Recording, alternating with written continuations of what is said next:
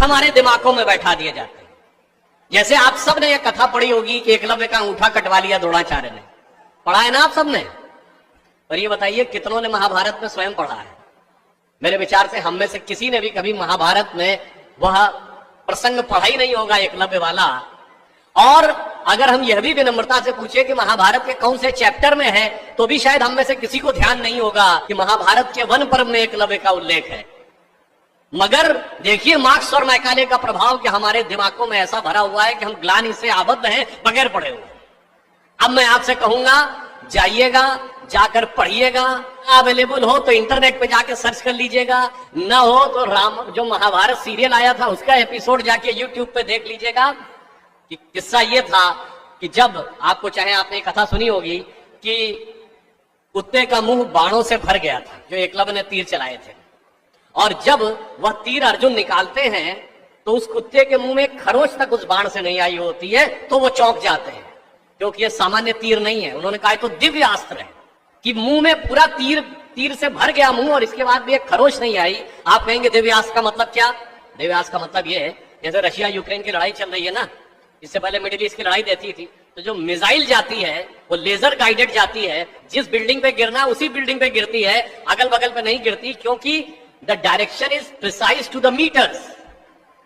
पर अगर मुंह के अंदर जाए और खाल पर खरोच ना आए, इसका मतलब it is so much strongly guided that it is precision to the micrometers. तो जब ये वो देखते हैं ये दिव्यास्त्र चलाना, तो उन्होंने कहा दिव्यास्त्र राजा चला सकता है, कैसे सीखा इसने? तो जब द्रोणाचार्य उससे पूछते हैं कि तुमने ये किससे सीखा, तो कहता आपसे सीखा गुरुजी। कहते मैं तो तुम्हें जानता नहीं बालक, तुम अपना परिचय दो। अब यहीं पर बिंदु एकलव्य क्या कहता है?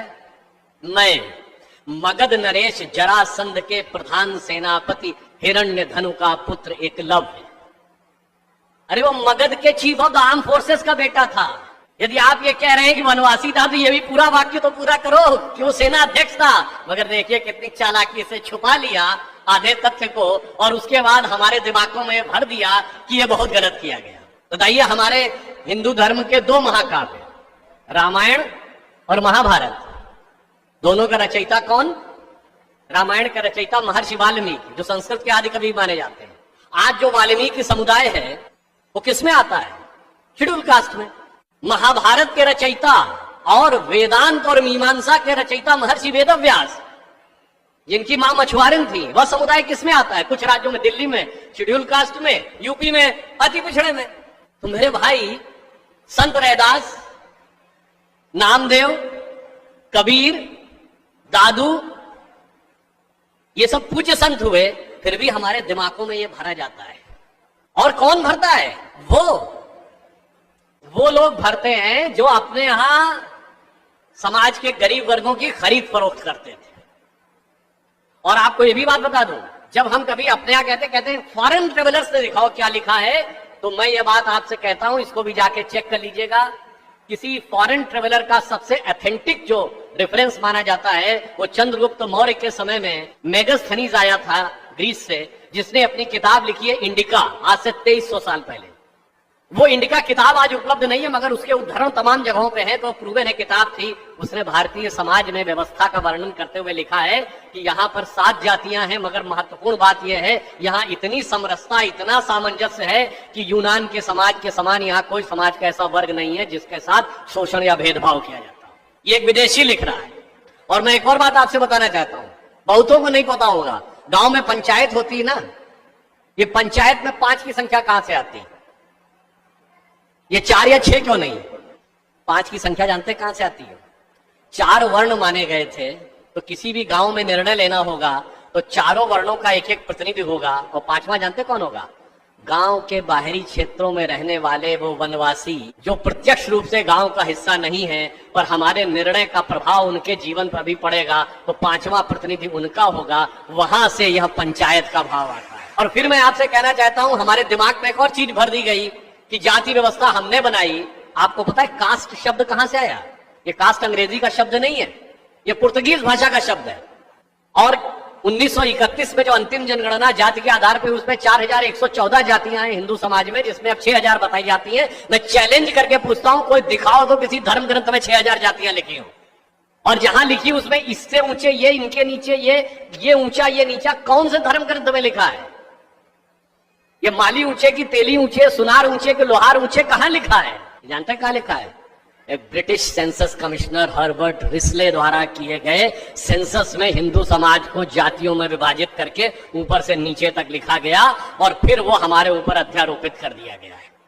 हमारे दिमागों में कैसी कैसी बातें भरी जाती हैं। एक थोड़ा लिबर्टी लेते हुए ये भी कहना चाहूंगा, महिलाओं को पढ़ने का अधिकार नहीं दिया जाता। अब ये बताइए, हमारे यहां दिल्ली में लोगों को ध्यान नहीं होता है, आप लोगों ने मैत्री कॉलेज और गार्गी कॉलेज है ना, ये मैत्री और गार्गी कौन थी? ये वैदिक काल की 20-22 विदुषी स्त्रियों में से एक हैं। गार्गी ने ऋषि याज्ञवल्क्य के साथ शास्त्रार्थ किया। फिर मैं चैलेंज करके कहता हूं, दुनिया में कोई दूसरा धर्म संस्कृति बताइए जहां धर्म पे टिप्पणी करने का अधिकार किसी महिला को हो और किसी धर्म के ज्ञाता के साथ शास्त्रार्थ करने का अधिकार। फिर हमको समझाया जाता है कि हमारे यहां बराबरी नहीं थी। अरे आप सबको याद हो, सबसे प्रख्यात शास्त्रार्थ कौन सा है? आचार्य मंडन मिश्र और आदि शंकराचार्य के बीच में, दोनों के बीच में जो शास्त्रार्थ हुआ उसका जज कौन था?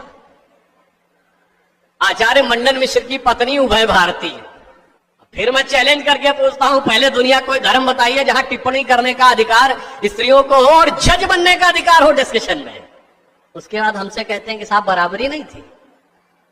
इसलिए मैं कहना चाहता हूं कि हमारे यहां तो समाज में जिस प्रकार से एकाकार करके सबको साथ में लिया जाता था, बराबरी का तो आलम यह था, बराबरी नहीं थी, यह सच है। हमारे यहां बराबरी नहीं थी।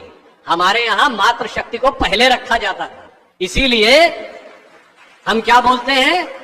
सीताराम, सीता पहले राम बाद में। लक्ष्मी नारायण, लक्ष्मी पहले नारायण बाद में। गौरी शंकर, गौरी पहले शंकर बाद में। राधे कृष्ण, राधा पहले कृष्ण बाद में। माता पिता, माता पहले पिता बाद में। और इसीलिए हमारे जितने भी प्रतीक हैं, भारत भी माता है, धरती भी माता है, प्रकृति भी माता है, गीता भी माता है, गंगा भी माता है, गाय भी माता है, गायत्री भी माता है। और ये केवल कोई आध्यात्मिक धार्मिक बात नहीं है। वर्ल्ड की डॉक्यूमेंटेड हिस्ट्री में अगर पहली बार कोई वुमेन रूलर रही है तो गुप्त वंश के समय में 4वीं शताब्दी में प्रभावती गुप्त ने शासन किया है। उसके बाद अहिल्याबाई होलकर, रानी दुर्गावती, रानी झांसी, वो सब तो आपने बहुत सुना होगा। अब वो लोग आके हमको समझाते हैं कि बराबरी